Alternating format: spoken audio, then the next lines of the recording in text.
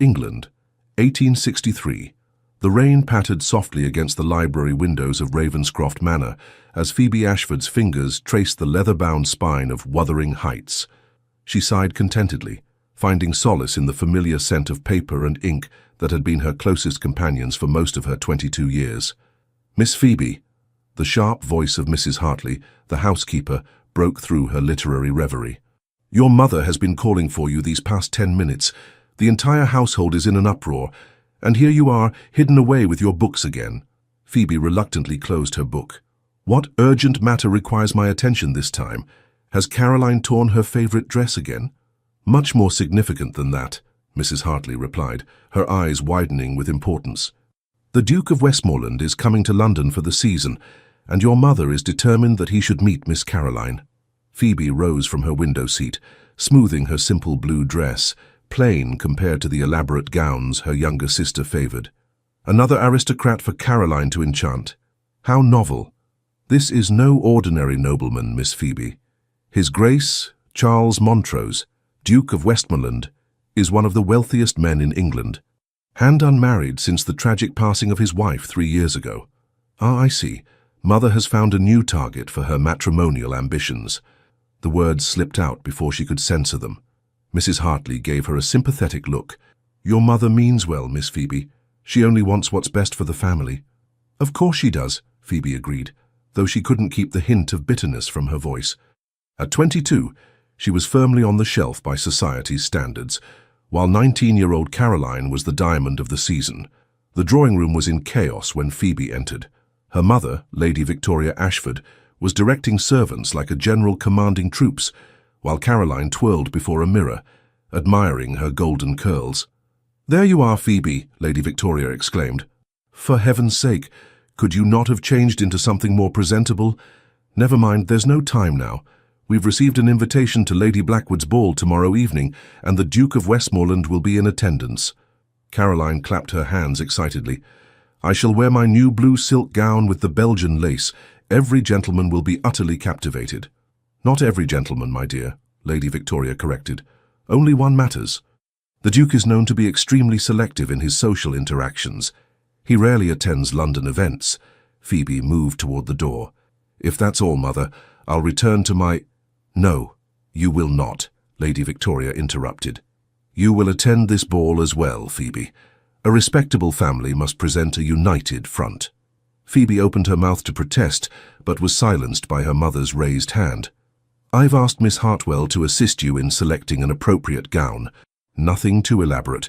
We wouldn't want to distract from Caroline, but presentable enough." Miss Evangeline Hartwell, the family's governess, nodded from her corner. Though technically employed to educate the Ashford daughters, her role had evolved to preparing Caroline for matrimonial success, while Phoebe, well past her schoolroom days, had become largely invisible. "Yes, Lady Ashford," Miss Hartwell replied. "Perhaps the forest green would suit Miss Phoebe. It's modest yet becoming." Phoebe suppressed a sigh. "Forest green it is, then. If you'll excuse me, I have correspondence to attend to." As she slipped from the room, she heard her mother's final instructions to Caroline. "Remember, my dear, a duchess's coronet would look splendid upon your golden curls. The Westmoreland jewels are legendary." Upstairs, Phoebe encountered Isabel Winters, Caroline's lady's maid, struggling with an armful of gowns. "Let me help you, Belle," Phoebe offered, taking several dresses. "Thank you, Miss Phoebe." Isabel smiled gratefully. Miss Caroline couldn't decide which gowns to have pressed for the upcoming events. So she selected all of them naturally. Phoebe shook her head with a wry smile. "It's an important season," Isabel replied diplomatically. "The Duke's arrival has everyone in a state."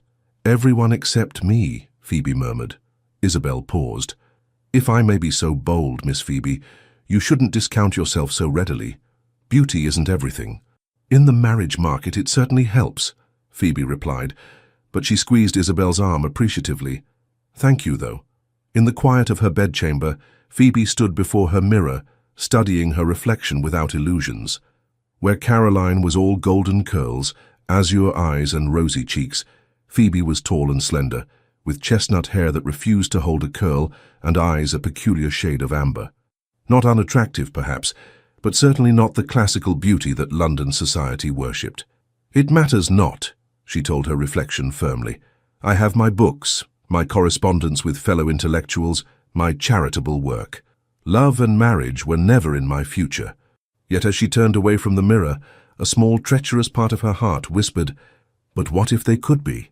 Lady Blackwood's ballroom glittered with candlelight, reflecting off crystal chandeliers and ladies' jewels alike. Phoebe remained near the wall, observing the scene with detached interest, while Caroline held court among a circle of admirers. "Your sister is quite the success," remarked a voice beside her. Phoebe turned to find Edmund Blackwood, the Ashfords' loyal butler who had accompanied them to the ball, standing nearby with a tray of refreshments. "Indeed she is, Blackwood. Mother's training has paid off handsomely. And yet you seem content to remain on the periphery, Miss Phoebe." She accepted a glass of lemonade from his tray. "The periphery offers the best view, wouldn't you agree? One sees everything without being seen." A commotion at the entrance drew their attention. The crowd parted as a tall figure entered the ballroom, his commanding presence causing conversations to falter. "The Duke of Westmoreland," Blackwood murmured, before returning to his duties. Phoebe observed the newcomer with curiosity. Charles Montrose moved with the confidence of a man accustomed to power, his dark evening clothes impeccably tailored to his broad shoulders. His face was not classically handsome, too severe with sharp cheekbones and a strong jaw, but undeniably striking. His eyes, dark and penetrating, surveyed the room with cool assessment. Lady Victoria wasted no time. Within moments, she had maneuvered Caroline directly into the Duke's path. Phoebe watched as her sister curtsied deeply, her golden curls catching the light, her smile dazzling. The Duke bowed correctly, exchanged a few words, but Phoebe noted with surprise that his gaze did not linger on Caroline's beauty, as most men's did. The evening progressed predictably. Caroline danced every set, while Phoebe alternated between observing the festivities and engaging in conversation with several elderly ladies who appreciated her knowledge of literature and current events. It was during one such conversation that she became aware of a presence at her side. Looking up, she found herself staring into the dark eyes of the Duke of Westmoreland. "Miss Ashford, I believe?" His voice was deep, with a hint of northern accent. Phoebe curtsied, startled by his sudden appearance. "Your Grace, yes, I am Phoebe Ashford. Lady Harrington was just telling me of your interest in contemporary literature. You've read Mr. Dickens's latest work." "I have, Your Grace. I found his social commentary particularly incisive." Something flickered in his eyes, surprise, perhaps, or interest. "Most young ladies prefer Mr. Dickens' romantic plots to his social observations. I am not most young ladies, Your Grace." The words slipped out before she could censor them. Instead of taking offense, the Duke's mouth curved slightly. "No, I don't believe you are, Miss Ashford."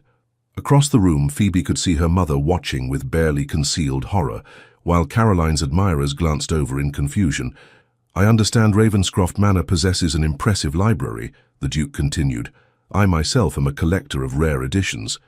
Perhaps I might call upon your family and discuss our mutual literary interests." Before Phoebe could respond, Lady Victoria materialized at her side. "Your Grace, how delightful that you've met my elder daughter, but you simply must meet Caroline properly. She's just finished playing the pianoforte, such a talented girl." The Duke's expression cooled. "Indeed, Lady Ashford. However, Miss Phoebe and I were discussing literature. Perhaps another time." He bowed to Phoebe. "Until we meet again, Miss Ashford. I look forward to continuing our conversation." As he walked away, Lady Victoria hissed, "What did you say to him, Phoebe? The Duke barely looked at Caroline all evening, and now he's speaking of calling on us because of you and your books." "We merely discussed Mr. Dickens, Mother." "Goodness gracious." Lady Victoria pressed a hand to her forehead. "Literature, of all things. Well, if his interest in books brings him to Ravenscroft, we must use the opportunity wisely. Caroline will wear her pink muslin tomorrow. It makes her look positively angelic." Later that night, as Isabel helped Phoebe undress, the lady's maid commented, "The Duke seemed most attentive to you this evening, Miss Phoebe." "He was merely being polite to a wallflower," Phoebe replied, though she couldn't help remembering the intensity of his dark gaze. "I don't think so, miss. Mr. Blackwood says his Grace is known for his discernment. He doesn't waste time on empty pleasantries." Phoebe shook her head. "Don't be fanciful, Belle. By this time tomorrow, the Duke will have forgotten my existence. Men like Charles Montrose marry women like Caroline. Beautiful, accomplished, perfect for a duchess. But as she lay in bed that night, Phoebe found herself recalling the brief spark of connection she'd felt when discussing literature with the Duke. For a moment, just a moment, she had been seen, not as Caroline's plain elder sister, but as herself. "Foolish thoughts," she whispered into the darkness. "Morning will bring reality back into focus." She couldn't have known how wrong she was. True to his word, the Duke of Westmoreland called at Ravenscroft Manor the following afternoon. The household was thrown into a frenzy of preparation at the first sight of his elegant carriage coming up the drive. "He's here. Goodness, he's early," Lady Victoria exclaimed, frantically adjusting Caroline's golden curls. "Phoebe, for heaven's sake, at least pinch your cheeks for some colour." Phoebe ignored the instruction, remaining seated with her embroidery, while the butler, Blackwood, announced their distinguished visitor. "His Grace the Duke of Westmoreland," Blackwood intoned with perfect gravity, though Phoebe caught the slight twinkle in his eye as he glanced her way.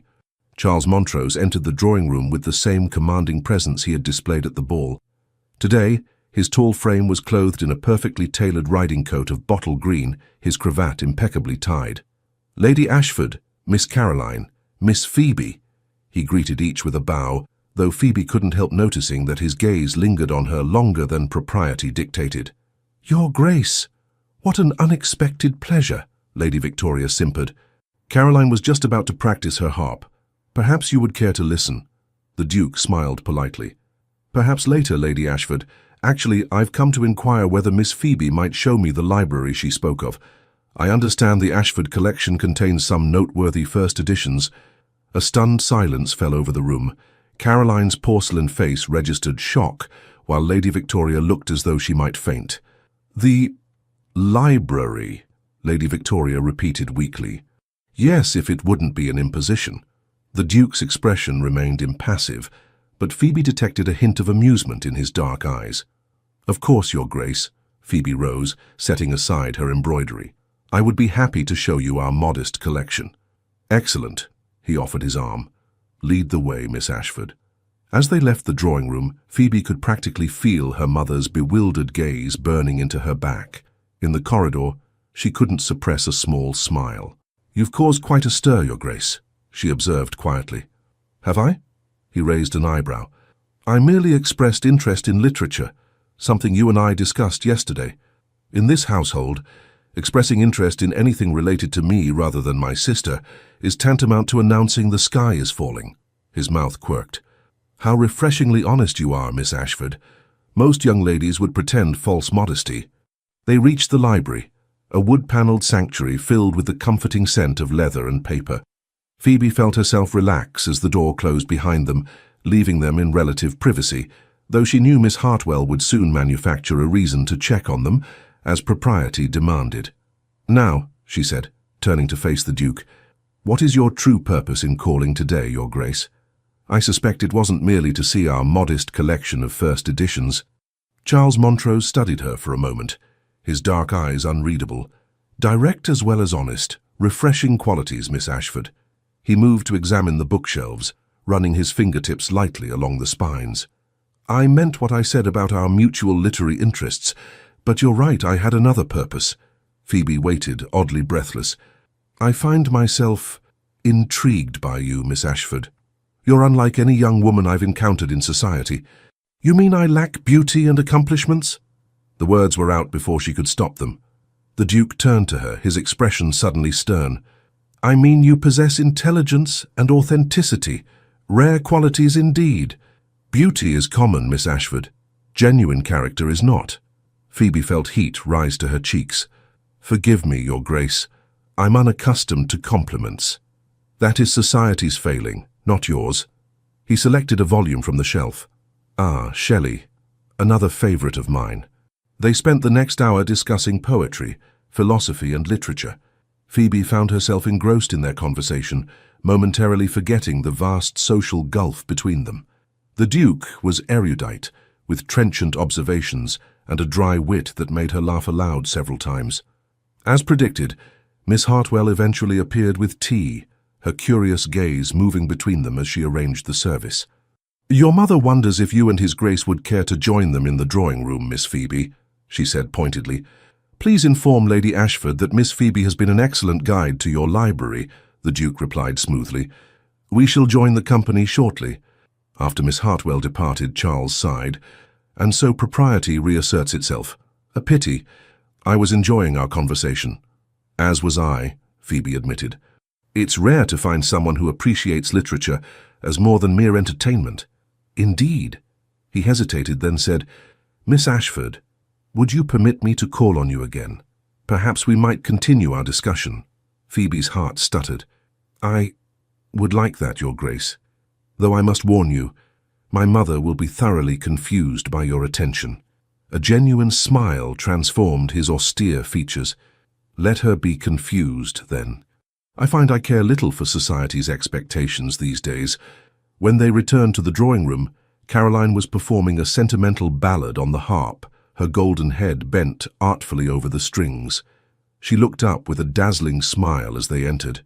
Your Grace, I hope you found our library satisfactory, Lady Victoria said, gesturing for them to be seated. Caroline has been practicing this piece especially, knowing of your fondness for music. Most thoughtful, the Duke replied politely, though his gaze kept returning to Phoebe. Your library is indeed a treasure, Lady Ashford. Miss Phoebe's knowledge of its contents is impressive. Lady Victoria's smile faltered slightly. Yes, well, Phoebe has always been our scholarly daughter. Caroline, darling, perhaps the Italian aria next? The Duke rose before Caroline could begin. Forgive me, but I have another engagement this afternoon. Lady Ashford, Miss Caroline, Miss Phoebe, thank you for your hospitality.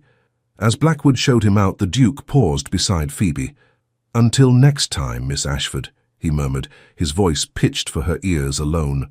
The moment the front door closed, Lady Victoria rounded on Phoebe. What in heaven's name did you say to him? 2 hours in the library discussing books of all things. Caroline barely had a chance to showcase her accomplishments. I answered his questions about literature, Mother. Nothing more. Caroline approached, her expression puzzled rather than angry. It's strange, isn't it? Every other gentleman can't take their eyes off me, yet the Duke hardly seemed to notice. Perhaps he's short-sighted, Lady Victoria suggested desperately. Or possibly he's using Phoebe to learn more about you, Caroline. Yes, that must be it. A strategy to distinguish himself from your other suitors. Phoebe slipped away during this rationalization, seeking refuge in the garden. The afternoon sunshine was warm on her face as she wandered among the rose bushes, still processing what had happened. Miss Phoebe. She turned to find Blackwood approaching along the gravel path. Yes, Blackwood. A message from His Grace. He handed her a small package. He asked that it be delivered directly to you. Curious, Phoebe unwrapped the parcel to find a leather-bound volume of Elizabeth Barrett Browning's sonnets. A note was tucked inside. Miss Ashford, our discussion of romantic poetry reminded me of this volume. Perhaps you might find it of interest. I look forward to hearing your thoughts when next we meet. Yours sincerely, Westmoreland. Did His Grace say anything else, Blackwood? Phoebe asked, carefully rewrapping the book. Only that he found today's conversation most stimulating, miss. The butler's expression remained impassive, but his eyes held understanding. If I may be so bold, Miss Phoebe, His Grace does not have a reputation for frivolous attentions. Thank you, Blackwood. Phoebe clutched the book to her chest. Please don't mention this to my mother just yet. As you wish, miss. That evening, as Isabel helped her prepare for bed, the lady's maid commented, The household is in quite a state, Miss Phoebe. Lady Ashford can't understand why the Duke spent so much time with you today. Neither can I, Belle, Phoebe confessed, extracting the book of sonnets from its hiding place beneath her pillow. What could a man like Charles Montrose possibly see in me? Isabel smiled as she brushed Phoebe's chestnut hair. Perhaps he sees what the rest of us do, miss, a woman of intelligence and character. Those qualities rarely inspire romantic interest, Phoebe replied wryly. You misjudge yourself, Miss Phoebe, Isabel said firmly, and perhaps you misjudge His Grace as well. Later, reading by candlelight, Phoebe found a passage marked in the book of sonnets. How do I love thee? Let me count the ways. I love thee to the depth and breadth and height my soul can reach. Her fingers traced the words, wondering at their significance. Could the Duke truly be interested in her? The possibility seemed too fantastical to contemplate. The following weeks stretched into months as winter gave way to early spring. Charles continued his attentions to Phoebe, their intellectual connection deepening with each meeting. They discovered shared interests beyond literature, a passion for educational reform, a concern for the working conditions in northern factories, a love of classical music that led to evenings at the opera where Charles was seen gazing at Phoebe rather than the stage. By April, when the gardens of Ravenscroft Manor burst into bloom, their attachment was impossible for London society to ignore. The Duke called at the Ashford home 3 times each week, each time seeking Phoebe's company. They walked in the garden, discussed books in the library, and even rode together in the park, always properly chaperoned, but clearly engrossed in each other's company.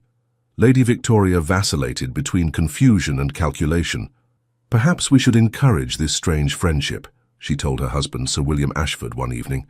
"If Phoebe becomes the Duke's confidant, she might influence him toward Caroline." Sir William, a gentle man who spent most of his time managing the family estates, looked doubtful. "Victoria, my dear, I believe the Duke's interest in our Phoebe may be more than friendship." "Nonsense!" Lady Victoria exclaimed. "He's a Duke. Dukes marry beautiful, accomplished girls like Caroline, not bluestockings like Phoebe." Sir William sighed. "Our elder daughter has many fine qualities, my dear. Perhaps the Duke sees them more clearly than we have." At the Wentworth Ball in mid-April, Phoebe wore a new gown of deep sapphire blue, commissioned by her father without Lady Victoria's knowledge. The colour brightened her amber eyes and complemented her chestnut hair, which Isabel had arranged in a more becoming style than her usual severe knot. "Miss Phoebe, you look transformed," Miss Hartwell exclaimed when she entered the drawing-room. Caroline clapped her hands in delight. "Oh, Phoebe, you look lovely. Doesn't she, Mother?" Lady Victoria studied her elder daughter with surprise. Indeed, quite presentable. The Duke arrived to escort their carriage, his eyes widening appreciatively at the sight of Phoebe. "Miss Ashford, you are radiant tonight," he said, pressing her gloved hand. At the ball, scandal erupted when the Duke asked Phoebe for 2 dances, the waltz and the supper dance, both coveted slots that indicated serious interest. As they circled the floor together, Phoebe was acutely aware of the stares and whispers. "Everyone is watching us," she murmured. "Let them watch," Charles replied, his hand warm at her waist. "I'm only concerned with your opinion, not theirs. They think you've lost your mind, preferring me to Caroline." His grip tightened slightly. "I haven't lost my mind, Phoebe. On the contrary, I believe I've finally found it, and my heart as well." Phoebe stumbled slightly at his words, but Charles steadied her smoothly. "Careful," he murmured, a smile in his voice. "We wouldn't want to give the gossips more to discuss." During the supper dance, they were approached by Lady Cordelia Westwood, a beautiful widow known for her sharp tongue and determined pursuit of titled gentlemen. "Your Grace," she purred, ignoring Phoebe completely. "How unexpected to see you participating so enthusiastically in the season's festivities. London has missed you these past years." "Lady Westwood," Charles nodded coolly, "Miss Ashford and I were just discussing the merits of the Romantic poets versus their predecessors." Lady Cordelia's perfect features arranged themselves into a sympathetic smile. "How kind of you to indulge Miss Ashford's intellectual interests. Such a refreshing change from the usual social niceties, isn't it? Almost charitable." Phoebe felt herself flush with humiliation at the implied insult. But before she could respond, Charles's voice cut through the air like ice. "There is nothing charitable about enjoying the company of an intelligent, genuine woman, Lady Westwood. Now, if you'll excuse us, our dance awaits." As they moved away, Phoebe whispered, "You shouldn't have antagonized her. Lady Westwood is influential in society circles." "I care nothing for her influence," Charles replied. "And I won't allow anyone to insult you, Phoebe, not even the Queen herself." Later that evening, as Phoebe sought a moment's respite on a secluded balcony, she overheard Lady Cordelia speaking to a group of matrons. "It's obvious what the Duke is doing," she said, her voice carrying clearly. "Everyone knows about his first wife's mental instability. He's seeking a sensible, plain wife this time, one who won't embarrass him with flights of fancy or attract other men's attention. Poor Miss Ashford is merely convenient, bookish, forgettable, and unlikely to receive other offers." Phoebe froze, the cruel words cutting deeper than she wanted to admit. Was that truly how Charles saw her? A safe, sensible alternative to a beautiful but potentially troublesome wife? She was so lost in her painful thoughts that she didn't hear the balcony door open behind her. "Phoebe," Charles's voice startled her. "Are you unwell? You disappeared so suddenly." She turned to face him, struggling to maintain her composure. "Your Grace, Charles," he corrected gently. "When we're alone, I wish you would call me Charles." "I don't think that would be wise," she replied stiffly. "In fact, I think perhaps your attention to me has been misguided." His brow furrowed. "What are you saying?" "I've overheard certain speculations about your intentions, that you seek a wife who is the opposite of your first, someone plain, sensible, unlikely to cause scandal or attract admirers." Charles's expression darkened. "Lady Westwood, I presume. Her jealousy makes her vicious." "Is it untrue, then?" Phoebe challenged, her hurt making her bold. "Do you deny that I am a stark contrast to the beautiful, vivacious women most men pursue? I deny that my interest in you is based on anything but genuine admiration and growing affection," he replied, stepping closer. "Phoebe, surely you know by now how I regard you. I know that a duke is expected to marry a woman like my sister, beautiful, accomplished, bred to be an ornament to society.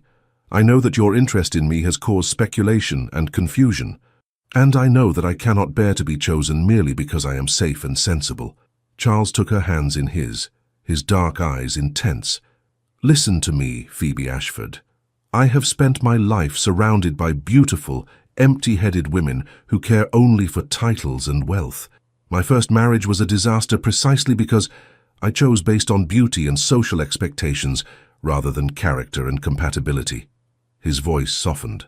"From our first conversation, I recognized in you something rare and precious, a mind that challenges me, a spirit that doesn't bend to convention, a heart that remains genuine despite society's pressures. Your beauty, and yes, you are beautiful, though in a less conventional way than your sister, grows more apparent to me each time we meet." Phoebe trembled at the sincerity in his voice. "I fear I will disappoint you," she whispered. "I am not Duchess material, Charles." "You are exactly what I want in a duchess," he replied. "Someone who will be my partner, not merely my ornament. Someone with whom I can share my thoughts, my concerns, my life." He raised her hands to his lips, pressing a kiss to her fingers. "I know it soon, and I don't wish to rush you, but please, Phoebe, don't let Lady Westwood's spite or society's expectations come between us."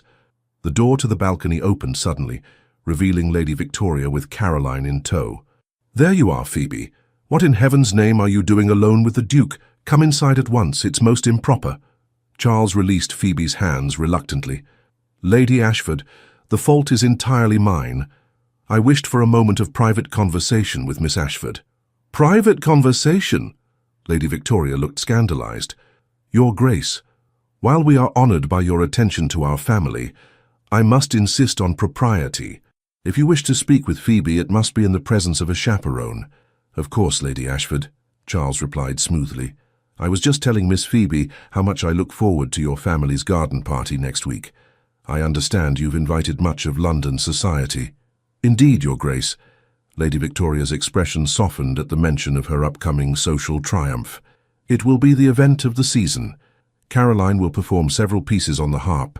"Delightful," Charles murmured, his eyes still on Phoebe. "Until then, Miss Ashford." As they departed the ball, Phoebe remained silent, her mind whirling with confusion. Charles's words had touched her deeply, yet doubt still lingered. Could a man of his position, his wealth, his status truly care for someone like her? Or was she merely a novelty, an amusement, until he inevitably turned his attention to a more suitable match? "You're very quiet, dear," Sir William remarked as their carriage rolled through London's darkened streets. "Merely tired, father," Phoebe replied, though in truth she was more awake than she had ever been, her heart and mind alive with possibilities she had never dared to contemplate before. The following morning, when the scandalous article arrived, Sir William took it particularly hard. "This is outrageous," he had exclaimed, his face flushing with anger, "to malign the Duke's character and insult my daughter in such a manner." The episode had so affected him that the physician was called, recommending rest and seclusion from visitors to prevent further agitation. This explained why, when the Duke arrived later that day, Lady Victoria informed him that Sir William was not receiving visitors. The Ashford garden party was blessed with perfect May weather, sunshine warming the air without excessive heat, a gentle breeze carrying the scent of newly bloomed roses across the manicured lawns of Ravenscroft Manor. Footmen in livery circulated with champagne and delicacies, while a string quartet played beneath a white canopy. Phoebe observed the festivities from the terrace, dressed in a gown of soft lavender that Isabel had helped her select. Since the ball, she had found herself paying more attention to her appearance, though she told herself it was merely proper respect for her family's social standing. "You look thoughtful, Miss Phoebe," Miss Hartwell commented, joining her at the stone balustrade. "Are you not enjoying your mother's triumph?" "I'm enjoying the sunshine and music," Phoebe replied diplomatically. "Mother has outdone herself with the arrangements." Miss Hartwell studied her with perceptive eyes. "And perhaps awaiting a certain guest?" Phoebe's cheeks warmed. "Miss Hartwell, surely you don't credit the ridiculous gossip about the Duke and me?" "I credit what I observe, Miss Phoebe. His Grace looks at you as a man looks at something precious and rare." Before Phoebe could respond, Blackwood appeared on the terrace. "Miss Phoebe, His Grace the Duke of Westmoreland has arrived and is asking for you specifically." Phoebe's heart quickened as she descended to the garden. Charles stood near the rose garden, tall and distinguished in a perfectly tailored coat of deep blue. He turned at her approach, his austere features softening. "Miss Ashford," he bowed over her hand. "You look lovely today." "Your Grace," she curtsied, acutely aware of the many eyes observing them. "Thank you for attending our modest gathering." "I would not have missed it," he replied, offering his arm. "Would you walk with me? Your mother has already given permission." As they strolled among the roses, properly visible to the other guests, but with enough privacy for conversation, Charles seemed unusually tense. "Is something troubling you?" Phoebe asked. He sighed. "I received a concerning letter this morning. It seems Lady Westwood has been spreading rumors about my first marriage." Phoebe frowned. "What sort of rumors?" "Insinuations that Elizabeth's death was not the tragic accident it appeared to be." His jaw tightened. "That I was somehow responsible." "That's outrageous!" Phoebe exclaimed. "Surely no one would believe such malicious nonsense." "You'd be surprised what society will believe when presented as scandalous gossip," Charles replied grimly. "Especially about someone like me who has never courted popularity." Phoebe touched his arm gently. "Will you tell me what really happened? Not that I doubt you, but you deserve to know the truth." Charles led her to a stone bench partially screened by climbing roses. "Elizabeth was beautiful, charming, the toast of society, and deeply unhappy in our marriage." He gazed into the distance, his expression pained. "We were ill-suited from the beginning. I married her because it was expected. She was the daughter of a marquess, perfect duchess material by society's standards, but we had nothing in common beyond our social positions." "I'm sorry," Phoebe murmured. "Elizabeth found consolation in other companionship. I was willing to turn a blind eye to live separate lives while maintaining appearances, but she became reckless, taking ever greater risks with her reputation." He looked down at his hands. "That final night, she had been drinking heavily at a house party. Against advice, she insisted on riding out alone. Her horse returned without her. They found her body the next morning at the base of a cliff." Phoebe's hand flew to her mouth. How terrible. There were whispers even then, that we had quarreled, that I had driven her to desperation. In truth, we had barely spoken in weeks. His voice roughened. "I did fail her, Phoebe, but not in the way they suggest. I failed her by entering a marriage without love, by not recognizing her unhappiness until it was too late." Phoebe reached for his hand, propriety forgotten. "You cannot blame yourself for her choices, Charles." "Perhaps not, but I vowed never again to marry for convenience or expectation." His dark eyes held hers intently. "Which brings me to what I wished to discuss with you today." Phoebe's heart seemed to stop. "Yes?" "Miss Ashford," Lady Victoria's voice shattered the moment. "Your sister is about to perform. Your Grace, you simply must hear Caroline play. She has the touch of an angel." Charles rose smoothly, maintaining his composure despite the interruption. "Of course, Lady Ashford. We shall continue our conversation later, Miss Phoebe." As they rejoined the party, Phoebe noticed Lady Cordelia Westwood among the guests, her beautiful face marred by a calculating expression as she watched Charles. Beside her stood a thin gentleman with sharp features whom Phoebe recognized as Mr. Alistair Finch, a notorious gossip columnist for one of London's society papers. Caroline's performance was indeed beautiful, her golden curls catching the sunlight as she bent gracefully over the harp. The assembled guests applauded enthusiastically, and Lady Victoria beamed with pride.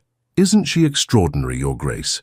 Lady Victoria prompted, practically pushing Charles toward Caroline. "Most accomplished," he replied politely, before turning to seek Phoebe again. But Lady Cordelia intercepted him, placing a possessive hand on his arm. "Charles, darling, it's been an age since we've waltzed together. Surely you remember Vienna?" Phoebe watched their interaction, a knot forming in her stomach. Charles extricated himself politely but firmly from Lady Cordelia's grasp, but the damage was done. The gossips had noted the familiar way she addressed him, the implication of a shared past. Isabel appeared at Phoebe's side. "Miss Phoebe, your father is asking for you. He's in the library with a gentleman who wishes to meet you, a professor from Oxford, who shares your interest in literature." Grateful for the excuse to escape, Phoebe slipped away from the garden party. In the quiet of the library, her father was deep in conversation with a scholarly-looking gentleman. "Ah, Phoebe," Sir William smiled warmly. "Allow me to introduce Professor James Harrison. He's written that treatise on romantic poetry you admired so much." The afternoon passed pleasantly in literary discussion, but Phoebe's mind kept returning to Charles and their interrupted conversation. What had he wanted to tell her? By the time she returned to the garden, many guests had departed, including, she learned with disappointment, the Duke. "He left a message for you, miss," Blackwood informed her discreetly, handing her a folded note. "And may I say he seemed most displeased to be departing without speaking to you again." Phoebe waited until she was alone to read the message. "My dear Phoebe, I regret that our conversation was interrupted. There is much more I wish to say to you. Indeed, a question of the utmost importance I wish to ask. Would you do me the honor of riding with me tomorrow morning? I shall call for you at 10 if that is convenient. Yours, Charles." Phoebe pressed the note to her heart, hope and anxiety warring within her. Could he truly be contemplating? But no, it seemed too fantastical to even consider. That evening, as the family dined together, Lady Victoria was in high spirits. "A most successful afternoon. Did you notice how the Countess of Harrington complimented our arrangements? And Caroline, darling, everyone adored your performance." "Thank you, Mother," Caroline replied, though her smile seemed subdued. "I only wish the Duke had stayed longer," Lady Victoria continued. "Such a pity he was called away on business." Phoebe kept her eyes on her plate, not trusting herself to comment. "Actually, Mother," Caroline said suddenly, "I wish to speak with you about the Duke." Lady Victoria beamed. "Yes, dear. Did he say something to you during your performance?" "No, but I've been observing him these past weeks." Caroline glanced at Phoebe. "I believe his interest lies with Phoebe, not with me." A stunned silence fell over the table. Lady Victoria's face froze in an expression of disbelief. "Don't be absurd, Caroline. The Duke is merely being courteous to your sister." "He sought her out immediately upon arrival today," Caroline persisted. "They conversed privately in the rose garden. He watches her constantly when we're in company together. Mother, surely you've noticed." "Nonsense." Lady Victoria's voice rose shrilly. "What possible interest could the Duke have in Phoebe when you are present? You with your beauty, your accomplishments." "Victoria," Sir William interrupted firmly, "our daughter is speaking. Let her finish." Caroline reached across the table to take Phoebe's hand. "I'm not upset, Phoebe, truly. I have many admirers, too many sometimes. But the Duke, the way he looks at you is different, and I think you care for him too."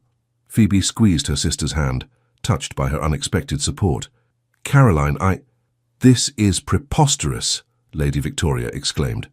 "Sir William, surely you don't entertain this fantasy? A duke marrying our Phoebe?" Sir William regarded his wife steadily. "And why not? Our elder daughter is intelligent, well-read, kind-hearted, qualities any sensible man would value in a wife, title or no. But she's not—" Lady Victoria bit off her words. "Not what, Mother?" Phoebe asked quietly. "Not beautiful like Caroline? Not accomplished in the ways society values? Not the daughter you've groomed to make a brilliant match?" "I merely meant that you've never shown interest in marriage before," Lady Victoria amended weakly. So your books, your charitable work, those have always been your priorities. Perhaps because I never imagined anyone would choose me, Phoebe replied, surprising herself with her candor. But Charles, the Duke, sees me differently than others do. Lady Victoria's eyes widened at Phoebe's use of the Duke's Christian name. Before she could respond, Blackwood entered the dining room. "Excuse me, Sir William, but this just arrived by special messenger." He presented a letter on a silver salver. The sender indicated it was most urgent. Sir William broke the seal and read the contents, his expression darkening. "Good gracious. It's from Lord Harrington. There's been a most disturbing article published in tomorrow's edition of the Society Chronicle. He received an advance copy and thought we should be warned." "What does it say, Father?" Caroline asked anxiously. Sir William hesitated, glancing at Phoebe. It concerns the Duke of Westmoreland and raises questions about his first wife's death. And it also mentions an apparent understanding between the Duke and our Phoebe." Lady Victoria snatched the letter. "Let me see. Oh, this is dreadful. Listen to this. Sources close to the late Duchess reveal that her tragic accident may have been the result of desperate unhappiness in her marriage. Now society observers note with concern that the Duke appears to be pursuing another unconventional match with the decidedly unexceptional elder daughter of Sir William Ashford." "Unexceptional!" Sir William exploded. "How dare they speak of my daughter in such terms?" Phoebe sat frozen, her earlier happiness evaporating like morning dew. "Who wrote this vile piece?" "It's signed a concerned observer, but the style is unmistakably Alastair Finch's," Sir William replied grimly. "And I'd wager a year's income that Lady Cordelia Westwood provided the sources close to the late Duchess. This will ruin us socially," Lady Victoria moaned, "to be connected with such scandal." "It will do nothing of the sort," Sir William said firmly. "We've done nothing wrong, nor has the Duke. These are malicious rumour-mongings, nothing more." "But what if there's truth to it?" Lady Victoria whispered. "What if the Duke really did have something to do with his wife's death, and now he's targeting our innocent Phoebe?" "Mother!" Caroline exclaimed, shocked. "I won't hear another word of such nonsense," Sir William declared. "The Duke is a man of honour, and I won't have his character assassinated in this house." Phoebe rose from the table, her appetite gone. "If you'll excuse me, I need some air." In the garden, the spring evening was cool and fragrant with blossoms. Phoebe paced the gravel paths, her mind in turmoil. She believed Charles's account of his wife's death implicitly, but the damage of the article would be severe. Would he withdraw from society again, retreat to his northern estates? Would his tentative courtship of her, if that's what it was, be another casualty of Lady Cordelia's spite? A rustle from the shrubbery startled her. "Who's there?" Isabel stepped out, looking apologetic. "Forgive me, Miss Phoebe. I was taking a shortcut back from the village and saw you out here alone. Is everything all right?" Phoebe's composure cracked. "No, Belle, nothing is all right. There's to be a horrible article in tomorrow's paper suggesting the Duke was responsible for his first wife's death and questioning his interest in me." "Oh, miss," Isabel's eyes widened, "that's dreadful. Who would write such things?" "Lady Cordelia Westwood, I suspect, through her puppet, Mr. Finch." Phoebe sank onto a stone bench. "She wants the Duke for herself, and she'll destroy anyone who stands in her way."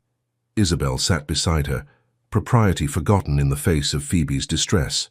"Do you love him, Miss Phoebe?" The directness of the question took Phoebe by surprise. I hardly know him, Belle, but when we're together I feel seen, valued, as if the person I truly am is precisely the person he wants to know."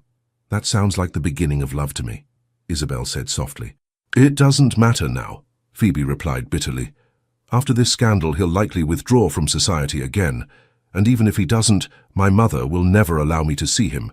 "If I may be so bold, miss, you're a grown woman of 22. Perhaps it's time to decide for yourself what and whom you want." The next morning dawned grey and drizzly, matching Phoebe's mood. She dressed simply, expecting to spend the day sequestered at home while the scandal broke across London society. To her surprise, Blackwood informed her that the Duke's carriage had arrived as planned. "His Grace is waiting in the morning room, Miss Phoebe. He seems determined." Heart pounding, Phoebe found Charles pacing before the fireplace, his expression grim but resolute. He turned at her entrance, his dark eyes softening. "Phoebe, thank you for seeing me." "Charles, have you seen today's Society Chronicle? There's a terrible article—" "I've seen it," he interrupted. "That's partly why I'm here. I refuse to let Lady Cordelia's spite dictate my actions or feelings." He crossed to her, taking her hands in his. "The other reason I'm here is to finish our conversation from yesterday. Phoebe, these past weeks have shown me what I've been missing in my life. Genuine connection, intellectual companionship, the joy of being with someone who values me for myself, not my title or fortune." Phoebe's breath caught. "Charles, The door burst open, revealing Lady Victoria in a state of high agitation. "Your Grace, how unexpected. I'm afraid our household is in some disarray this morning. Perhaps you could call again tomorrow?" "Mother, please," Phoebe began, but Charles spoke over her. "Lady Ashford, I understand your concern given the unfortunate publication this morning. That is precisely why I must speak with Sir William, and with Miss Phoebe, without delay." "Sir William is not receiving visitors," Lady Victoria said desperately. "He's most upset about the article's implications regarding our family." "Then I shall speak plainly to you, madam." Charles drew himself up to his full height, his aristocratic bearing unmistakable. "I have come to request your daughter's hand in marriage." Lady Victoria swayed, clutching the doorframe for support.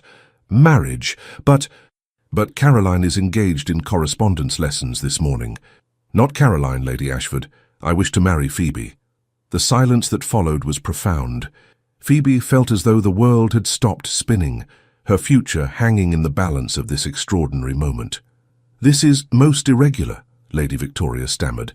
"In light of this morning's publication, surely you understand that any connection between our families would be complicated." "I understand that malicious gossip should never stand in the way of genuine affection," Charles replied firmly. "I care deeply for your daughter, Lady Ashford. I believe she returns my regard. With your blessing or without it, I intend to make her my Duchess." Phoebe found her voice at last. "Charles, are you certain the scandal—" "Scandals fade, Phoebe. What I feel for you will not." He turned to face her fully, his expression more vulnerable than she had ever seen it. "If you'll have me, that is." Before Phoebe could respond, Sir William entered the room, his face grave. "Your Grace, I see you've braved the storm to call on us this morning." "Sir William." Charles bowed slightly. "I've just informed Lady Ashford of my wish to marry your daughter. I now formally request your blessing." Sir William's expression softened. "You have it, Your Grace, if Phoebe wishes to accept you. But I must ask, are you prepared for the social consequences? This article, vicious though it is, will cause talk." "Let them talk," Charles replied. "I've lived too long concerned with appearances and society's expectations. What matters to me now is Phoebe's happiness and my own." All eyes turned to Phoebe, who stood trembling with emotion. "Charles, this is so unexpected. Are you truly willing to face scandal, gossip, perhaps even ostracism from society for my sake?" "For our sake," he corrected gently. "And yes, without hesitation." A commotion in the hallway interrupted the moment. Blackwood appeared, looking uncharacteristically flustered. "Forgive the intrusion, Sir William, but Lady Cordelia Westwood is demanding entrance. She claims it's a matter of utmost urgency." Sir William frowned. "The audacity after what she's done?" "Let her in," Charles said unexpectedly. "I have a few words for Lady Westwood myself." Lady Cordelia swept into the morning room, magnificently attired in a morning dress of emerald silk. Her beautiful face registered shock at finding Charles already present. "Your Grace, I came immediately when I saw that dreadful article. Such malicious falsehoods. I wanted to assure you of my support in this difficult time." Charles regarded her coldly. "How curious, Lady Westwood, considering you were seen in close conversation with Mr. Finch at yesterday's garden party, immediately after which this dreadful article was written." Lady Cordelia's composure slipped momentarily before she recovered. "A coincidence, surely. Mr. Finch approaches many people for society gossip." "Indeed? Then you deny providing him with information about my first wife?" "Of course I deny it." Lady Cordelia's voice rose indignantly. "Elizabeth was my dear friend. I would never dishonor her memory." "Then perhaps you can explain this." Charles produced a letter from his coat pocket. "A message from Mr. Finch to you, mistakenly delivered to my secretary this morning, thanking you for your invaluable insights regarding my first marriage and my current infatuation with the plain Ashford girl." Lady Cordelia blanched. That's a forgery. Is it? Shall we summon Mr. Finch to verify his handwriting?" Charles's voice was dangerously quiet. "Or perhaps you'd prefer I speak with Lord Westwood about your activities. I understand he's most concerned about the family's reputation since your late husband's passing." "You wouldn't dare," Lady Cordelia whispered. "I would, if you continue to spread malicious lies about me or about Miss Ashford." Charles's expression was implacable. "Consider carefully, Lady Westwood. Your position in society is precarious enough without making an enemy of me." Lady Cordelia's beautiful face contorted with fury. "You're making a grave mistake, Charles. This nobody," she gestured dismissively at Phoebe, "will never be accepted as the Duchess of Westmoreland. You'll be laughingstocks, the Duke who married a plain, penniless bluestocking over the most beautiful women in England." Phoebe flinched at the cruel words, but Charles merely smiled, a cold, aristocratic smile that reminded everyone present of his power and position. "You mistake me, Lady Westwood, if you think I care for society's acceptance, and you mistake Miss Ashford entirely if you think her worth lies in conventional beauty or a large dowry." He moved to stand beside Phoebe, taking her hand in his. "I choose her for her intelligence, her character, her genuine heart, qualities you might wish to cultivate yourself." Lady Victoria, who had been watching this exchange with wide eyes, suddenly straightened her shoulders. "Lady Westwood, I believe it's time for you to leave. My daughter's engagement to the Duke is a cause for celebration, not your bitter recriminations." Lady Cordelia stared at her in disbelief. "You support this farce of a match? Your plain, awkward daughter stealing a duke from your beautiful one?"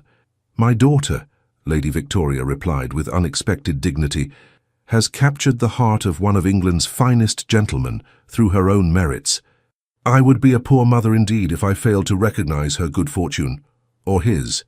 Lady Cordelia looked from face to face, finding no allies. "You'll regret this, all of you," she hissed, before sweeping from the room. In the silence that followed her departure, Charles turned to Phoebe. "I believe, Miss Ashford, that you have not yet answered my question." Phoebe looked up into his dark eyes, seeing in them all the promise of a future she had never dared to imagine. "If you're absolutely certain, Charles, then yes, with all my heart." His face transformed with a smile of such joy that even Lady Victoria was moved. "Then, with your parents' blessing, may I formally announce our engagement?" Sir William clasped Charles's hand warmly. "Nothing would give me greater pleasure, Your Grace." "And I," Lady Victoria added, somewhat tearfully, "shall begin planning the most magnificent wedding London has seen this decade. My daughter shall become a duchess in style." As plans and congratulations flowed around them, Charles drew Phoebe slightly apart. "Are you happy, my love? Truly?" Phoebe's heart overflowed with emotion. "Happier than I ever thought possible. But Charles, what about the scandal, the gossip?" "We shall weather it together," he replied, raising her hand to his lips. "And in time, they will see what I already know, that you will be the most extraordinary Duchess Westmoreland has ever had." The engagement was officially announced in the Times, and a steady stream of congratulatory notes and visitors followed. If some were motivated more by curiosity than genuine goodwill, Phoebe faced them with newfound confidence, secure in Charles's devotion and her family's support. As for Lady Cordelia, she had departed for Paris shortly after the confrontation at Ravenscroft Manor, supposedly for health reasons, though society whispered that her hasty exit had more to do with the Duke's threat to speak with her late husband's family.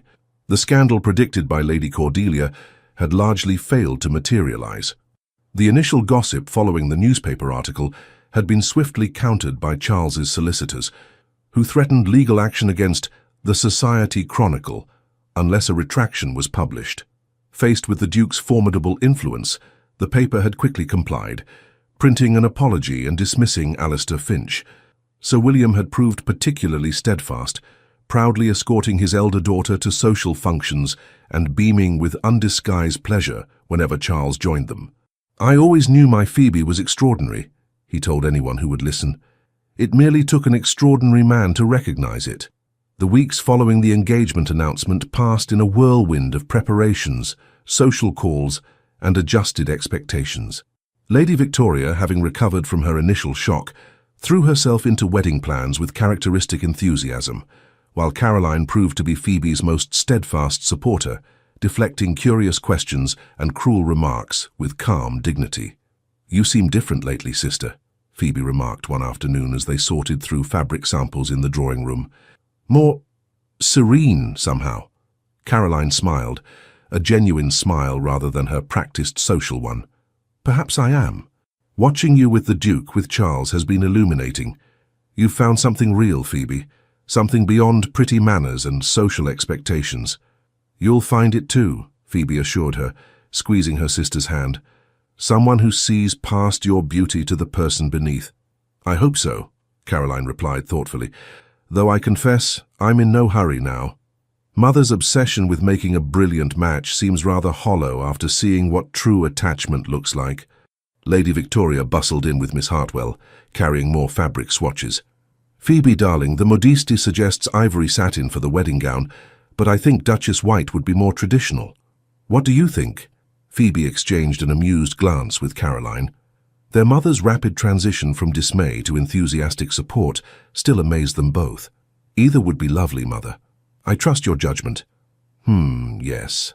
The white, I think. With Brussels lace for the veil. A gift from the Duke, naturally." Lady Victoria made a note in her ledger. "Miss Hartwell, please write to Lady Pembroke accepting her invitation for tea next Tuesday. Now that the initial shock has faded, everyone is clamouring to meet the future Duchess of Westmoreland." "Yes, Lady Ashford." Miss Hartwell smiled warmly at Phoebe. "It's remarkable how quickly society adjusts when it becomes clear which way the wind is blowing." As the wedding day approached, final preparations reached a fever pitch. Miss Hartwell, having completed her duties as governess, now that both Ashford daughters were to be married, had accepted a position with a family in Bath. She promised, however, to return for the ceremony. "I wouldn't miss it for the world," she told Phoebe warmly during their farewell. "To see you take your rightful place as a duchess. It validates everything I believed about you from the beginning." Lady Victoria insisted on a ceremony at St. George's, Hanover Square, followed by a reception at Ravenscroft Manor. The guest list included nobility, political figures, and even a royal representative, a far cry from the modest wedding Phoebe might once have expected. The night before the ceremony, unable to sleep, Phoebe wandered down to the library at Ravenscroft. To her surprise, she found her father there, gazing thoughtfully at the family portrait painted when Phoebe was 16 and Caroline 14. "Papa," she used the childhood name spontaneously. "Couldn't you sleep either?" Sir William turned with a warm smile. "Just reminiscing, my dear. Tomorrow my eldest daughter becomes a duchess. Quite a change from the little girl who used to sit on my knee while I read Shakespeare." Phoebe joined him before the portrait. "I'm still that girl in many ways. Books and Papa's stories, those were my greatest joys." "And now?" he asked gently. "What brings you joy now, Phoebe?" "Charles," she answered without hesitation. "The way he sees me, truly sees me, when for so long I felt invisible. The life we'll build together at Westmoreland, the good we might do with his resources and position." Sir William's eyes grew misty. "I've always been proud of you, Phoebe. Your mother and we perhaps focused too much on Caroline's prospects, thinking your happiness lay in intellectual pursuits rather than marriage. I hope you can forgive us for not seeing your full potential." "There's nothing to forgive," Phoebe assured him, leaning her head on his shoulder as she had as a child. "I didn't see it myself until Charles showed me what was possible." The wedding day dawned clear and bright, a perfect June morning. The ceremony was everything Lady Victoria had dreamed. St. George's filled with flowers and London's elite, Caroline resplendent as maid of honour, Sir William proud and emotional as he escorted Phoebe down the aisle. From her seat near the front, Miss Hartwell watched with quiet pride as her former pupil approached the altar with dignified grace. But for Phoebe, the only moment that truly mattered was when she reached Charles at the altar and saw the love shining in his dark eyes as he took her hand in his. "You are beautiful," he whispered as they turned to face the clergyman. And for perhaps the first time in her life, Phoebe truly felt beautiful. Not because of her appearance, but because of her soul. Though Isabel had worked wonders with her chestnut hair, and the white Duchess satin gown was indeed magnificent, but because of the way Charles looked at her, as though she were the only woman in the world, the vows were exchanged, the rings placed on trembling fingers, and with a kiss that balanced dignity with genuine emotion, Phoebe Ashford became Her Grace, the Duchess of Westmoreland. The reception at Ravenscroft Manor was a glittering affair. Even Lady Victoria had to admit that society had embraced the match with unexpected enthusiasm. The initial whispers about the Duke choosing the plain Ashford girl had given way to speculation that he had recognized something special in Phoebe that others had missed, leading many to reassess their own judgment of her. "Your Grace," Lady Harrington murmured as she congratulated Phoebe, "I always said you had a certain distinction about you. Not conventional beauty, perhaps, but a genuine elegance that surpasses mere prettiness." Phoebe accepted this revisionist history with gracious amusement, exchanging knowing glances with Charles whenever such comments were made. They both understood the fickleness of society's approval, and neither placed much value in it. What did touch Phoebe deeply were the genuine well-wishes from those who had shown her kindness before her elevation. Miss Hartwell, who had always encouraged her intellectual pursuits; Edmund Blackwood, whose dignified service had often included small considerations for Miss Phoebe's comfort; and of course Isabel, who wept openly as she helped Phoebe change from her wedding gown into a travelling costume for the journey to Dover, where they would catch the packet to France to begin their honeymoon. Now, Belle," Phoebe chided gently. "No tears today. You'll be joining us at Westmoreland in a month, remember? This is hardly goodbye." "I know, Your Grace," Isabel sniffled, still struggling to use Phoebe's new title. "It's just, I'm so happy for you. You deserve all this joy." Phoebe hugged her impulsively. "Thank you, Belle, for believing that even before I did."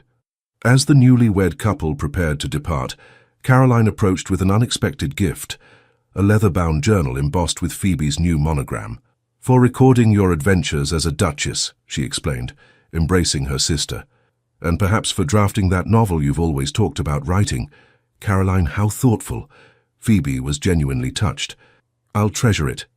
Just promise me one thing," Caroline whispered in her ear. "When you write your story, don't cast me as the shallow, beautiful sister. I'd like to think I'm a bit more complex than that." Phoebe laughed, squeezing her sister's hands. "I promise. You'll be the beautiful sister with hidden depths and a generous heart." Sir William's farewell was emotional but brief. "Be happy, my girl," he said simply, pressing a fatherly kiss to her forehead. "That's all I've ever wanted for you." Lady Victoria, to everyone's surprise, was weeping openly. "My daughter, a duchess," she kept repeating, dabbing at her eyes with a lace handkerchief. "And such a love match. Who would have thought it?" "Not you, certainly, Mother," Phoebe replied with gentle humour, kissing her cheek. "But I forgive you completely." At last, amidst a shower of rose petals and cheers from the assembled guests, Charles handed Phoebe into their travelling carriage. As the door closed, giving them their first moment of privacy all day, he drew her into his arms. "Happy, my Duchess?" he murmured against her temple. "Blissfully," she sighed, relaxing into his embrace. "Though I confess I'm relieved the ceremony is over. All those eyes watching us." "They were watching you," Charles corrected. "And no wonder. You were radiant today, Phoebe." She smiled up at him. "It's still strange to think that I'm actually your wife now. That this isn't some elaborate dream from which I'll awaken back in the library at Ravenscroft, alone with my books." "If it's a dream," he replied, his dark eyes intent on hers, "then we're sharing it, and I have no desire to wake." His kiss was deeper now, freed from the constraints of public observation, and Phoebe responded with the same passion that had surprised them both during their courtship. For all her bookish exterior, she had discovered within herself a capacity for emotion and desire that matched Charles's own. Their honeymoon, a month touring France and Italy, was a revelation for both of them. Away from London's prying eyes and social expectations, they discovered each other fully, not just as lovers, but as companions, confidants, and partners. Charles delighted in showing Phoebe the art and architecture she had previously known only through books, while she introduced him to literary salons and philosophical discussions that enriched his understanding of the world. "I've never seen Paris like this before," he confessed one evening as they strolled along the Seine. Through your eyes everything is fresh, meaningful. I've traveled all my life, yet I feel as though I'm truly seeing these places for the first time. Phoebe squeezed his arm. That's how I feel about everything since meeting you. As though I was half asleep before, and now I'm fully awake to life's possibilities. By the time they returned to England and journeyed north to Westmoreland Castle, they had grown even closer, their bond strengthened by shared experiences and deepening trust. Phoebe had shed much of her initial insecurity, while Charles had revealed vulnerabilities beneath his aristocratic reserve that few had ever been permitted to see. Their arrival at Westmoreland as husband and wife was marked by celebration throughout the estate. Tenant farmers and their families lined the approach road, cheering for their duke and new duchess. The staff had decorated the castle entrance with flowers and greenery, while Mrs. Ellis, the housekeeper, had prepared a welcome feast that showcased the best of Yorkshire's produce. "Your first official duty as Duchess will be tomorrow morning," Charles informed Phoebe that evening as they relaxed in the private sitting room adjoining their bedchambers. Traditionally, the Lady of Westmoreland distributes food and medical supplies to the tenants on the first of each month. Phoebe looked up from her book with interest. "That sounds like an excellent tradition. Will you accompany me?" "If you wish, though it's typically the Duchess's domain. My mother was particularly devoted to the welfare of our tenants. The older families still speak of her with great affection." Phoebe closed her book, marking her place carefully. "Tell me about her, Charles. You rarely mention your parents." A shadow passed over his face. "My father was a complicated man, brilliant in business matters, expanding the Westmoreland holdings considerably during his lifetime, but cold in personal relationships. My mother was his opposite, warm, compassionate, beloved by all who knew her." "You take after her, I think," Phoebe said softly. He raised an eyebrow. "Most would say I inherited my father's austerity. On the surface, perhaps. But I've seen the man beneath, the one who notices when a servant is unwell, on the surface, perhaps. But I've seen the man beneath, the one who notices when a servant is unwell, who remembers the names of tenant children, who created a private library for his bookish wife." Charles rose and came to sit beside her, taking her hand in his. "You see me too clearly, Phoebe. I've spent years cultivating a forbidding exterior, yet you penetrated it within moments of our first meeting. Just as you saw past my plain appearance to the woman beneath," she replied. "We're well matched in that way, I think." The following morning, Phoebe rose early, eager for her first official duty as Duchess. Isabel, who had arrived from London the previous week, helped her dress in a practical but elegant gown of deep green wool, suitable for moving among the tenant cottages. "The staff is saying the tenants are most excited to meet you, Your Grace," Isabel reported as she arranged Phoebe's hair in a simple but dignified style. "There hasn't been a duchess in residence for so long, and the Duke has spoken so warmly of you." "Has he indeed?" Phoebe smiled at the thought. "Well, I shall do my best not to disappoint them." The distribution took place in the castle's great hall, where long tables had been set up with baskets of food, bundles of clothing and medicinal supplies. As each tenant family approached, Mr. Simmons announced their name and farm, while Mrs. Ellis quietly informed Phoebe of any particular needs or circumstances she should know. "The Wilsons, Your Grace, from North Pasture Farm. Mrs. Wilson is expecting their 6th child next month." Phoebe greeted the sturdy farmer and his weary-looking wife with genuine warmth. "Mr. Wilson, Mrs. Wilson, a pleasure to meet you. I understand congratulations are in order." Mrs. Wilson curtsied awkwardly, hampered by her advanced pregnancy. "Thank you, Your Grace. We're hoping for a girl this time, after 5 boys. Girls can be a blessing," Phoebe agreed, signaling for an extra package of baby linens to be added to the Wilsons' basket. "Though I'm sure your sons are a credit to you." "They are that, Your Grace," Mr. Wilson affirmed proudly. "The oldest, Tom, has a way with horses that even the Duke has noticed. Perhaps he might be considered for a position in the stables when he's older," Phoebe suggested, making a mental note to mention it to Charles. Good horsemanship is always valued at Westmoreland. The Wilsons departed beaming, and so it continued through the morning, Phoebe learning names and circumstances, offering not just material assistance, but genuine interest in the lives of those dependent on the estate. Charles observed from nearby, occasionally adding his own comments but largely allowing Phoebe to establish her own relationship with the tenants. "You were magnificent," he told her afterward, as they walked through the kitchen gardens where summer vegetables were ripening in neat rows. "The tenants are already half in love with their new duchess." Phoebe laughed. "Hardly that, but they seemed pleased to be heard. So many mentioned your mother's kindness, how she remembered their children's names, inquired after elderly relatives, knew exactly which families needed extra support." "You remind me of her," Charles said softly. "She would have adored you, Phoebe." "I wish I could have known her." Phoebe stopped to examine a particularly fine stand of rosemary. "I have so much to learn about managing an estate of this size. Your mother seems to have set a high standard." "You'll exceed it," Charles said with conviction. "Already you've suggested improvements to the tenant cottages that neither my mother nor I considered. Those new ventilation systems from your father's estate will make a significant difference to health conditions." As summer gave way to autumn, Phoebe settled into her role as Duchess of Westmoreland with growing confidence. She established a lending library for tenant children, updated the estate's accounting systems, and implemented modern sanitation improvements in the village, all while mastering the social duties expected of her position. Charles watched her flourish with pride and delight. "You were born for this role," he told her one crisp October evening as they shared a quiet dinner in their private dining room. "Westmoreland has never been better managed." "High praise from a man who once managed it single-handedly," she teased, though pleasure at his approval warmed her. "But I do love it, Charles.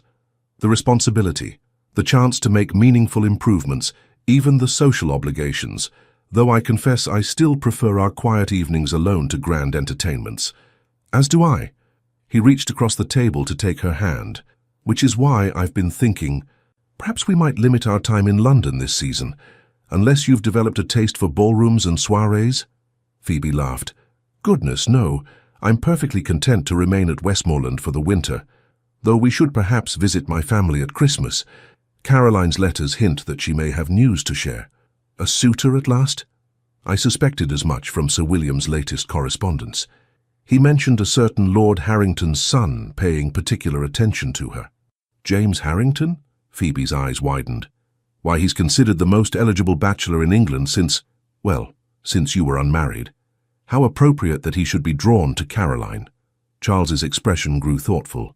"Actually, I met young Harrington at my club last month. Intelligent fellow, interested in agricultural improvements and tenant welfare, not at all the usual society fop. I think he might see beyond Caroline's beauty to the person beneath, just as you saw me," Phoebe finished softly. "Oh, I do hope so. Caroline deserves someone who values her true self." They were interrupted by a discreet knock at the door. Mr. Simmons entered, bearing a silver salver with a telegram. "From London, Your Grace. Marked urgent." Charles opened it, his expression shifting from curiosity to concern as he read, "It's from Sir William. Lady Victoria has fallen ill. Influenza, the doctors believe. They request our immediate return to London." Phoebe rose immediately.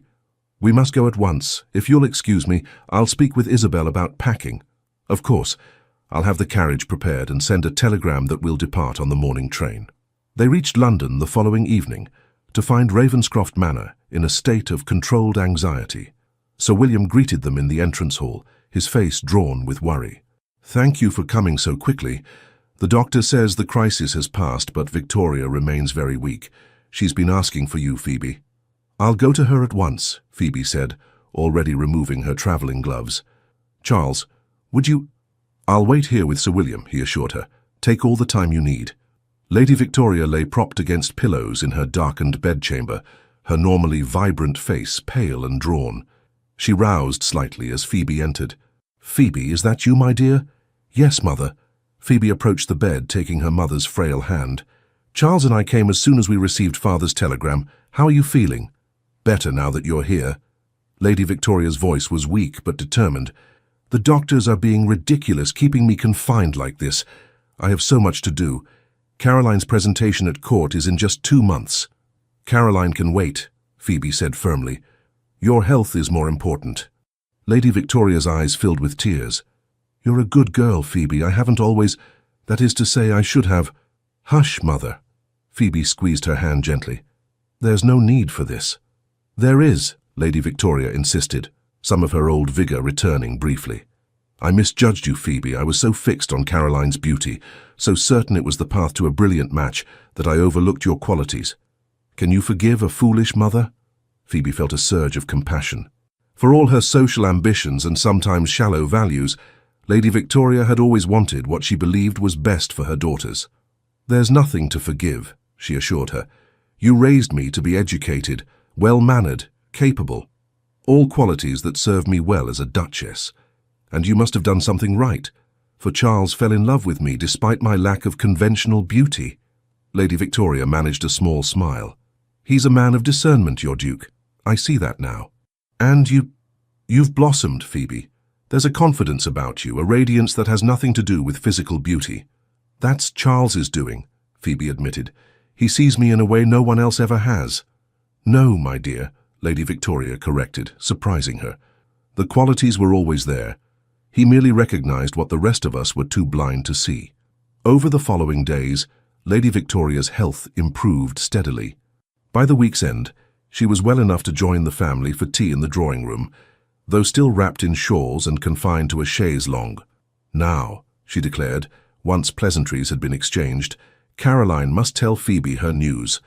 I've been absolutely bursting to discuss it, but Sir William insisted we wait until I was stronger." Caroline blushed prettily, exchanging a glance with her father. "It's hardly official yet, Mother.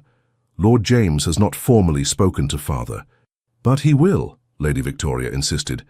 "Anyone can see the young man is besotted. And with good reason. You were magnificent at Lady Harrington's musicale last month. Everyone said your performance on the harp was unparalleled."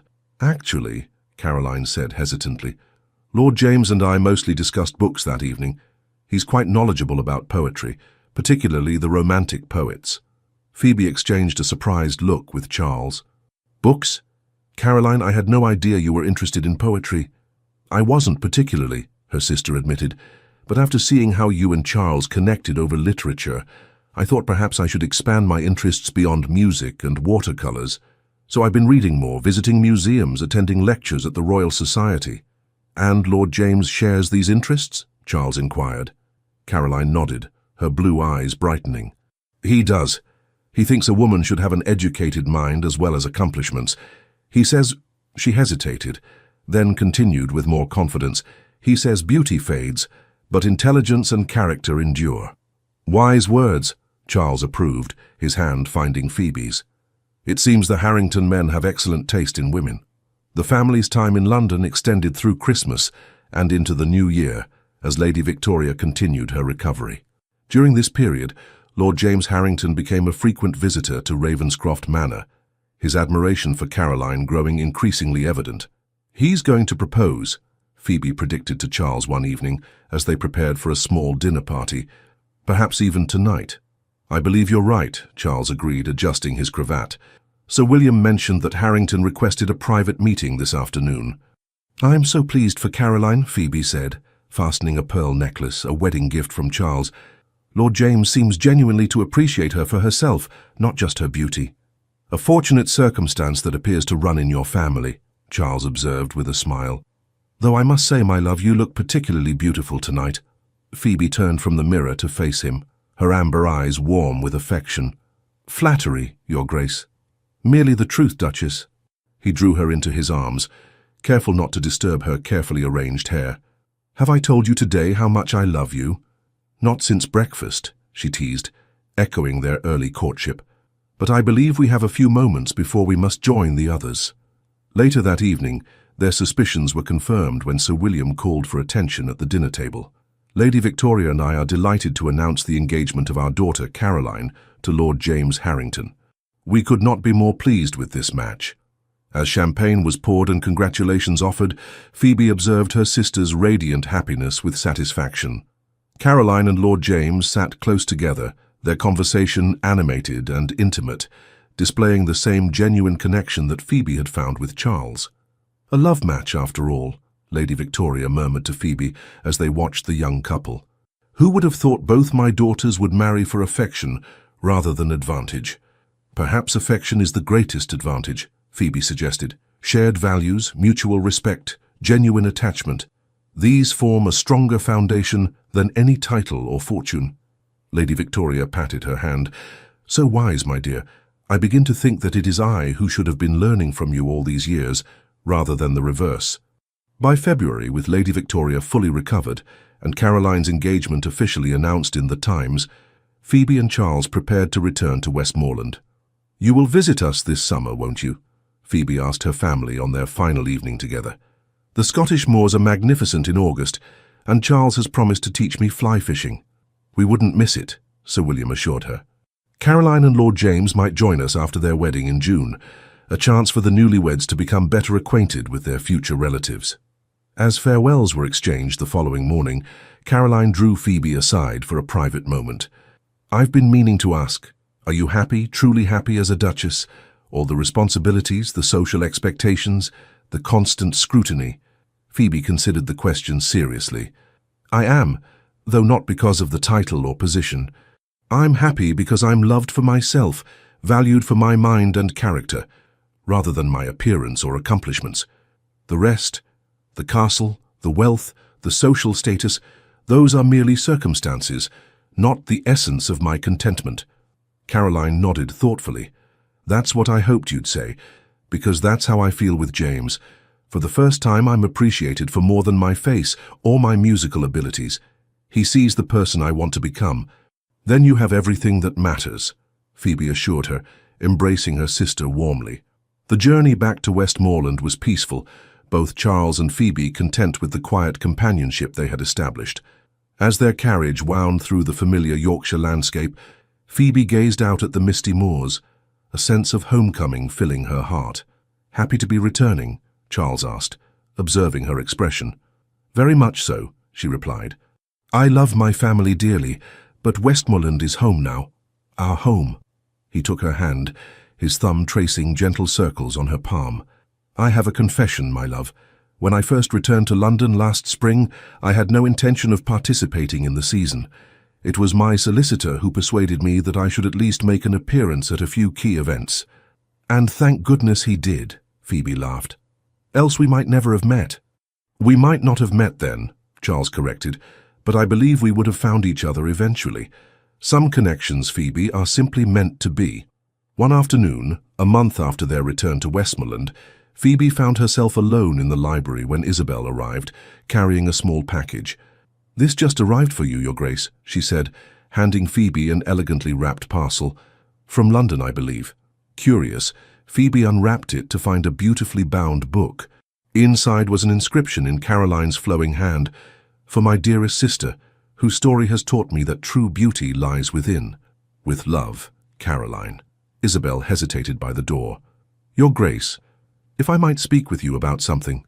"Of course, Belle," Phoebe replied, setting the book aside. "Is everything all right?"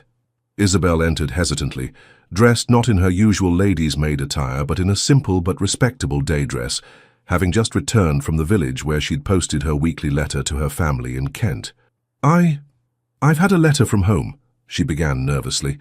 "My aunt in Bath has offered me a position as companion. It's a good position, with fair wages and kind treatment." "You're leaving?" Phoebe felt a pang of genuine loss. "But why?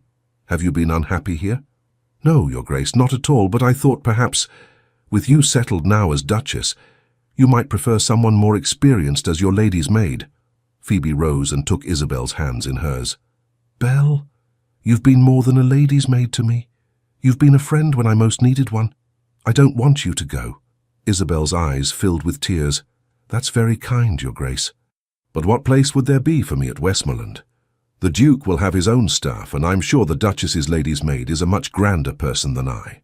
"Actually," came a deep voice from the doorway, "the Duke would be honored if you would consider continuing in your role." Both women turned in surprise to find Charles standing there. He stepped into the room with an apologetic smile. "Forgive me for interrupting. I had come to the library to speak with Phoebe about our upcoming visit to the North Country estates, and was about to knock when I overheard your conversation. I couldn't help but intervene." "Your Grace!" Isabel dropped into a deep curtsy. "Miss Winters." Charles nodded pleasantly. "Forgive my interruption, but I couldn't help overhearing your conversation. Phoebe has spoken often of your kindness and support. Such loyalty deserves recognition, not dismissal." Isabel looked bewildered.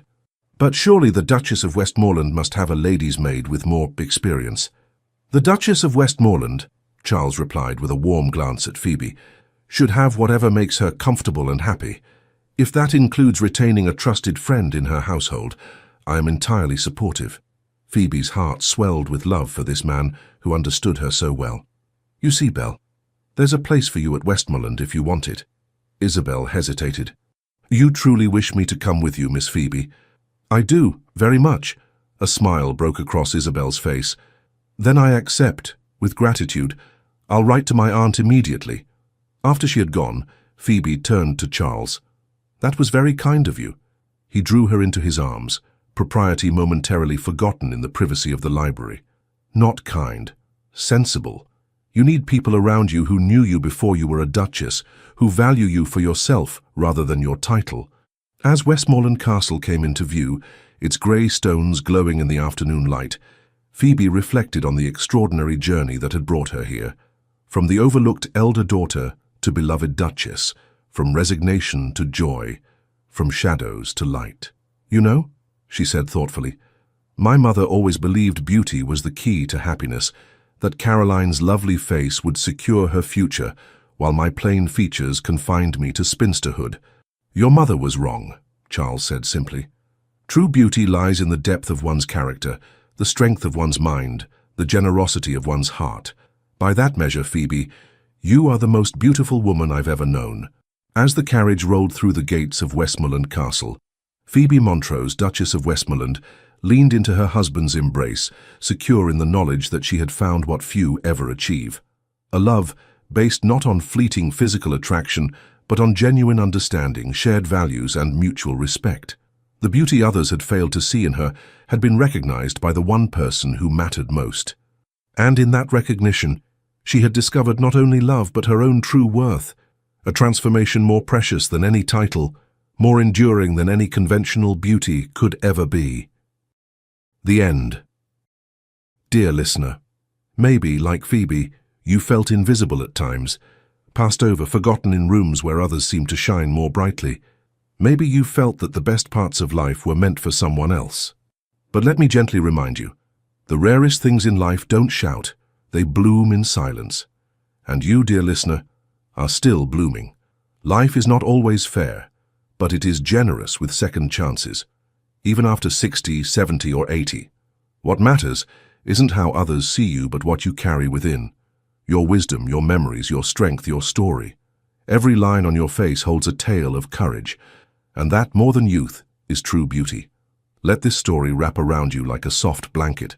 Let it remind you that it is never too late to be seen, to be loved, to be valued. May you sleep tonight with peace in your heart, knowing that you matter. You are needed. You are loved. May protection surround you as you rest. May the peace you've given to others return to you tenfold. With all our gratitude, Legends of the Fall Team. Thank you so much for staying with us until the end. If you felt touched by Phoebe and Charles's journey, please don't forget to subscribe, like, comment, and share. Your support helps keep this channel alive and inspires us to create more stories filled with love, redemption, and powerful twists. And remember, another beautiful story from our channel will appear at the end of this video. Click it and let yourself be carried away by another unforgettable tale.